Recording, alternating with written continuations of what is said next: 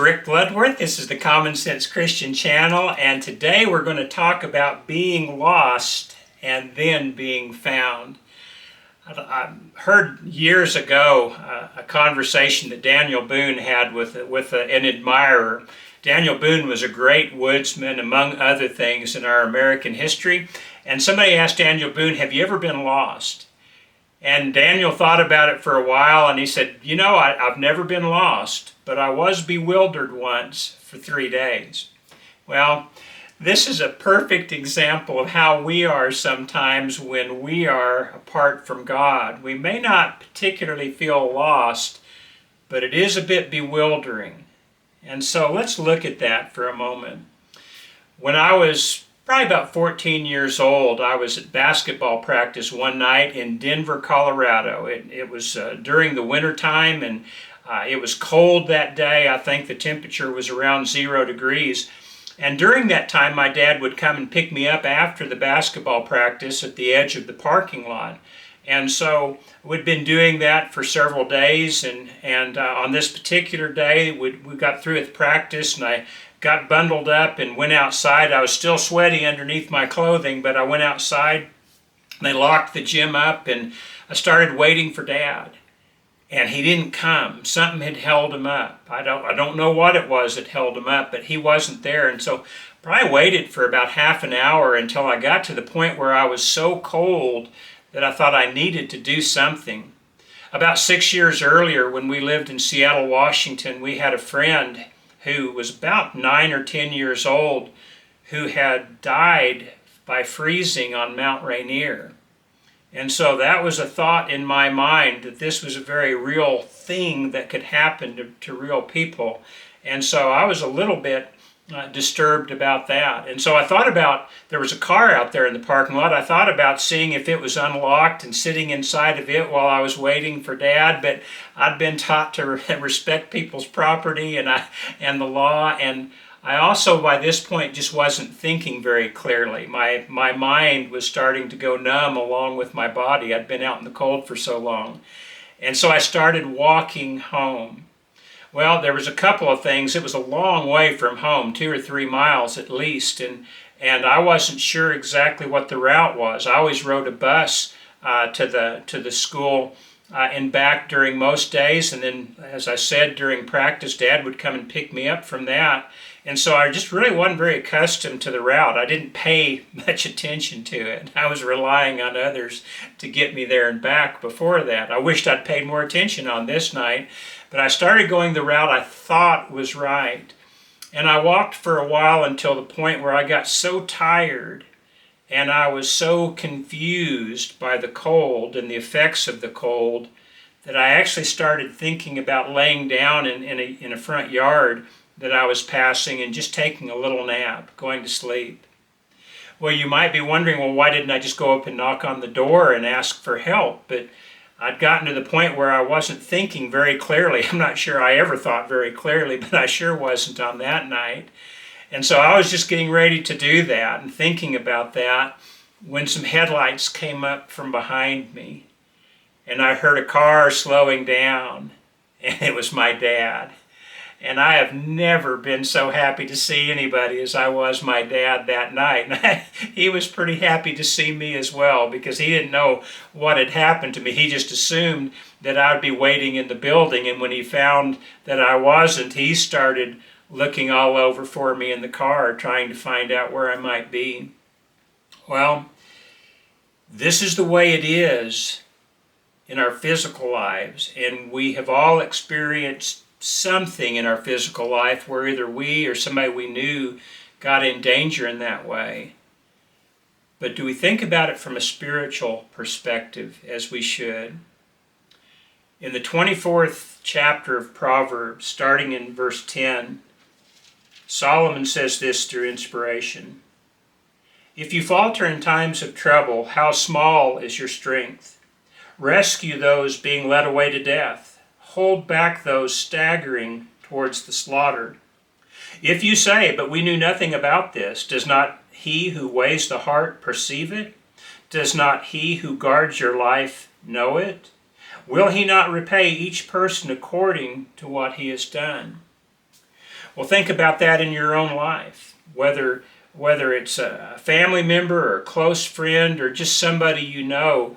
There are people in our lives that we're concerned are in danger of being lost. And while we know that we have no right to judge them, we do have the obligation to be observant enough to know whether somebody's in danger or not. Otherwise, how could we ever help anybody? But we're told to rescue those who are perishing. And yet, sometimes we just don't. Why? Well, the verse before that said, if you falter in times of trouble, how small is your strength? Think about that for a moment.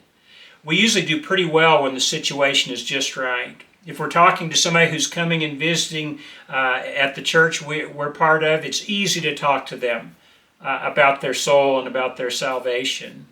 It's convenient to do so. It's timely to do so. But when we're in the real world and we come across somebody who we may love, maybe they're part of our family, but we just don't get to them in a timely fashion, it's because it's a time of trouble and we're busy. That night my dad was supposed to be there to pick me up half an hour earlier. No doubt he was busy on something that was very important, and I imagine he probably was a little bit aggravated at the thought of having to stop what he needed to be doing and come pick up his son who needed a ride home that night. But he came anyway. He was a little late, but he came.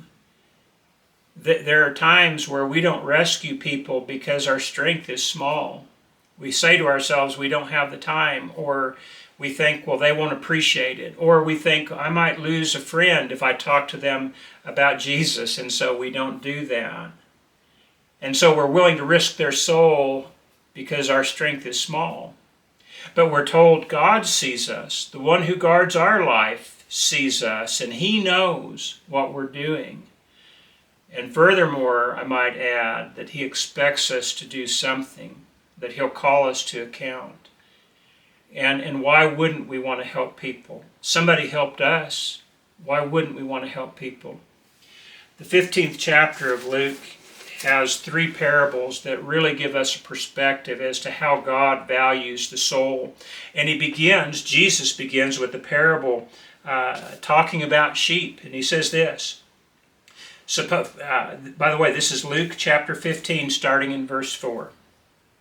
Suppose one of you has 100 sheep and loses one of them. Does he not leave the 99 in the open country and go after the lost sheep until he finds it? And when he finds it, he joyfully puts it on his shoulders and goes home.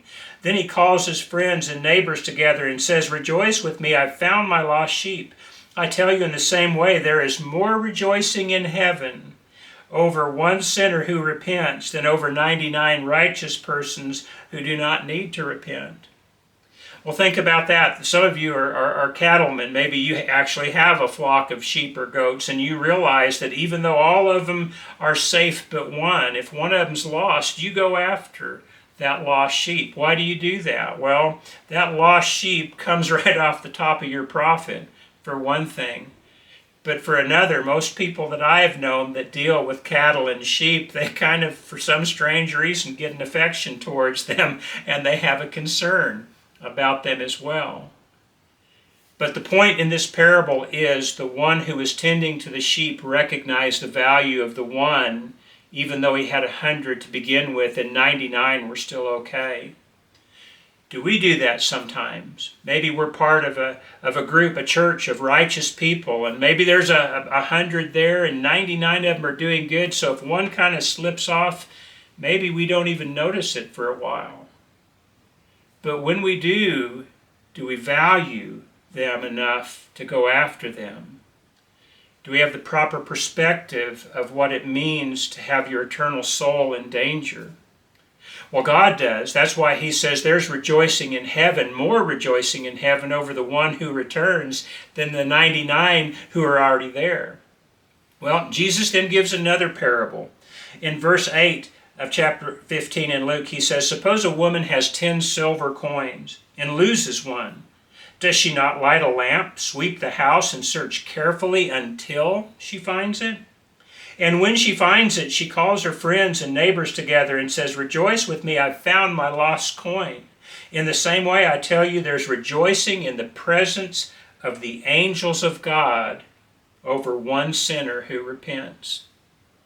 Well, Jesus does not give us a lot of background information on this woman. Again, it's a parable, so it's a fictional account put in a setting that we can all understand.